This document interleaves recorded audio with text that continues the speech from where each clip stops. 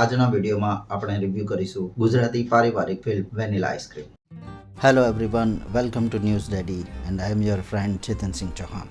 મિત્રો, આપણા દરેકના જીવનમાં એક એવી સમસ્યા છે જે કાં તો આપણી સાથે ઘટી ચૂકી છે, કાં તો ઘટી રહી છે, ચાલી રહી છે અથવા તો ભવિષ્યમાં આવશે. અને આ એવી સમસ્યાનું સમાધાન કેવી રીતે શોધવું એ જ આ ફિલ્મનો મેસેજ છે. વેનીલા આઈસ્ક્રીમ ફિલ્મના મુખ્ય કલાકારો છે મલ્હાર ઠાકર, યુક્તિ રાંદેરિયા, વંદના પાઠક, અર્ચન ત્રિવેદી, સતીશ ભટ્ટ અને ગેસ્ટ એપિયરન્સમાં છે મોની ઝા. ફિલ્મની સ્ટોરી લખી છે અને ડાયરેક્શન કર્યું છે પ્રીતસિંહ ગોહિલે અને ફિલ્મના નિર્માતા છે ધવલ પટેલ અને પવન સિંધી. મિત્રો, ફિલ્મની સ્ટોરી અથવા તો વાર્તાની વાત કરીએ તો એવું છે કે એક સામાન્ય પરિવાર છે જેમાં પતિ પત્ની, એમના માતા પિતા અને એક દાદાજી, આ 5 મેમ્બરો રહે છે. હવે પતિ પત્નીના એટલે કે મલ્હાર ઠાકર અને યુક્તિ રાંદેરિયાના હાલમાં જ લગ્ન થયા છે, 2 વર્ષ થયા છે. પરંતુ સાસુ વહુના કંકાસ અને ટોન્ટબાજીથી એમની પુત્રવધુ એટલે કે યુક્તિ રાંદેરિયા કંટાળી ચૂક્યા છે અને પોતાના પતિને લઈને અલગ જવાનું વિચારી રહ્યા છે. બસ આ જ એક સૌથી મોટી સમસ્યા ભારતના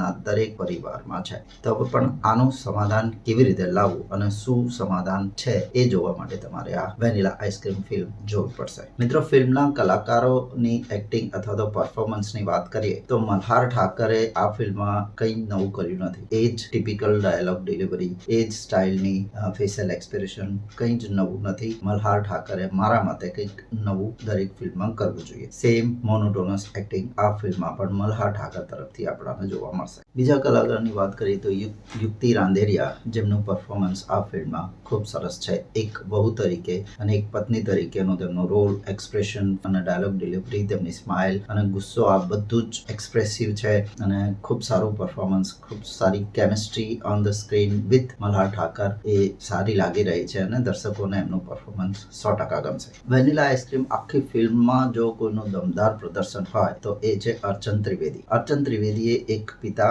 એઝ વેલ એઝ એક પુત્રનું પાત્ર નિભાવ્યું છે. સાથે સાથે તે એક બહુ જ સારા હસબન્ડ પણ છે. હવે એઝ એ પુત્ર અર્ચન ત્રિવેદીને જો એમના પિતાની સેવા કરતા તમે ફિલ્મમાં જોશો તો જરૂરથી તમને પણ તમારા પિતાની સેવા કરવાનું મન ચોક્કસપણે થશે. અર્ચન ત્રિવેદી આ ફિલ્મમાં ખૂબ સરસ એક્ટિંગ અને દમદાર પરફોર્મન્સથી મારા હિસાબે ફિલ્મમાં છાઈ રહ્યા છે. વંદના પાઠકનો રોલ આ ફિલ્મમાં એક સાસુનો છે. તો એક ટિપિકલ સાસુ કેવી હોય તો એ જો તમારે જાણવું હોય કે જોવું હોય તો આ ફિલ્મમાં વંદના પાઠકનો રોલ જોજો. વંદના પાઠકે આ ફિલ્મમાં ખૂબ સરસ પરફોર્મન્સ આપ્યું છે. ફિલ્મમાં ગેસ્ટ એપિયરન્સ તરીકે છે મોની ઝા. મોની ઝાનો રોલ ખૂબ જ નાનો છે પરંતુ એટલો દમદાર છે કે આખી ફિલ્મની લાઈન, આખું ફિલ્મનો થોટ પ્રોસેસ બદલી નાખે છે. ફિલ્મનું ઓવરઓલ પરફોર્મન્સ કહીએ દરેક એક્ટર્સનું તો દરેક એક્ટરે પોતાનું કામ બખૂબી નિભાવ્યું છે અને એક્ટિંગ વાઇઝ તમે જોશો તો કોઈ પણ તમને ફિલ્મમાં બોર નહીં કરે. કરીએ ટેકનિકલ પોઈન્ટ્સ તો ટેકનિકલ પોઈન્ટ્સમાં સૌથી પહેલો કોસ્ટ ઓફ પ્રોડક્શન ફિલ્મનું બહુ સામાન્ય લાગે છે કારણ કે એક જ ઘરમાં આખી ફિલ્મનું શૂટિંગ થઈ ચૂક્યું છે. બીજું, સ્ક્રીન પ્લે થોડોક નબળો લાગ્યો. ક્યાં શું બતાવવું એ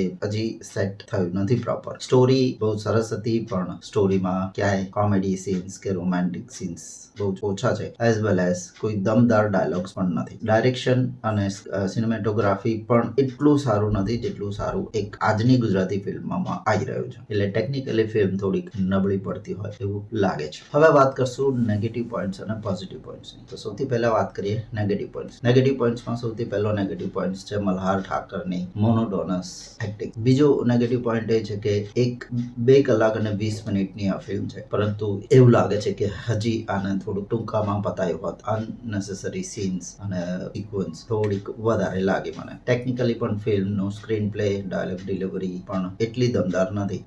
એકાદ બે ડાયલોગ જે છે જે તમને આમ ગમે પરંતુ ઓવરઓલ ડાયલોગ બહુ કઈ દમદાર છે નહીં. કોમેડી સીન્સ આ ફિલ્મમાં હોઈ શકતા હતા કારણ કે પતિ પત્ની અને એક દાદા દાદી હોય તો કોમેડી ડાયલોગ્સ અને સિક્વન્સ જરૂરથી થાય પરંતુ આ ફિલ્મમાં એવું કોમેડી સિક્વન્સ કે કોમેડી સીન્સ કે કોમેડી ડાયલોગ છે જ નહીં. આખી ફિલ્મનું શૂટિંગ એક જ ઘરમાં થઈ ચૂક્યું છે એટલે કે કોસ્ટ ઓફ પ્રોડક્શન બહુ જ ઓછું હોય એવું લાગે છે અને એવું લાગે કે આપણે કોઈ નાટક જોઈ રહ્યા છે કારણ કે એક જ ઘરમાં શૂટિંગ થયું હોય તો તમને એવું લાગે કે આપણે ફિલ્મ નહીં નાટક જોઈ રહ્યા હોય. હવે વાત કરીશું થોડા પોઝિટિવ પોઈન્ટ્સની. તો પોઝિટિવ પોઈન્ટ્સમાં સૌથી પહેલો છે એની સ્ટોરી. ભલે એક સામાન્ય સ્ટોરી છે, આખા ઇન્ડિયામાં આ સ્ટોરી છે, દરેક ઘરની આ વાર્તા છે, એટલે તમને ક્યાંક ને ક્યાંક એવું લાગશે કે આ ઘટના મારી સાથે કાં તો પાસ્ટમાં બની ચૂકી છે, કાં તો બની રહી છે, અથવા તો ભવિષ્યમાં બનવાની છે. આ વાર્તા દરેક પરિવારની છે અને આ સમસ્યાનું સમાધાન જો તમારે જોવું હોય તો તમારે ફિલ્મ જોવી પડશે. પોઝિટિવ પોઈન્ટ નંબર 2 ની વાત કરું તો એ છે કે દમદાર એક્ટિંગ. અર્ચન ત્રિવેદી, વંદના પાઠક, યુક્તિ રાંદેરિયા, આ ત્રણેયનું એક્ટિંગ થી જ આખી ફિલ્મ ખેંચાઈ રહી છે. બીજો પોઝિટિવ પોઈન્ટ એ છે કે ફિલ્મની સ્ટોરી એક મેસેજ આપે છે, એક આ જે સમસ્યા છે એ સમસ્યાનું સમાધાન આપે છે જો તમને આ મગજમાં ઉતરે તો. હવે વાત કરીશું રેટિંગ્સની. તો ન્યૂઝ રેડી તરફથી આ ફિલ્મને મળશે 2.5 સ્ટાર્સ આઉટ ઓફ 5. એટલે ફરી મળીશું નેક્સ્ટ વિડીયોમાં. ત્યાં સુધી by. If you have liked this video, then please like, share and subscribe to our channel.